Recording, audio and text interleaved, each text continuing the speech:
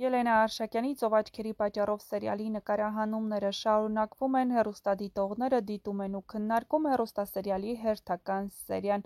Ռեբեկան այնպես է խաղում, որ ինձ ստիպեց լաց լինեմ, գրել է հեռուստադիտողներից մեկը։ Հրաշք ա Ռեբեկան, էսքան բնական, էսքան լավ, ապրես Սեմա ջան, ես հիանում եմ քո աշխատանքով։ Ռեբեկա ջան, ինչ հուզիչ էիր այս սերիայում ու շատ բնական, սկզբում չէի պատկերացնում, թե ինչպես էիր ատում Սառային ու չէիր հանդուրժում իր ներկայությունը ձեր տանը,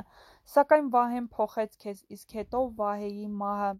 Դու քո ազնվության պատճառով ընկար Դիանայի թակարդը, բայց հիմա էլ ուշ չէ ամեն ինչը շտկելու համար ու դա դու անում ես միայն թե քեզ չվնասես ու սերիալն անիմաստ դառնա։ Նամակն էդպես էլ կմնա դարակում ու չի հասցնի հասցեատիրոջը կամ էլ կգտնի ինչ-որ մեկը, որ պիտի չգտնի, գրել են հեռուստադիտողները։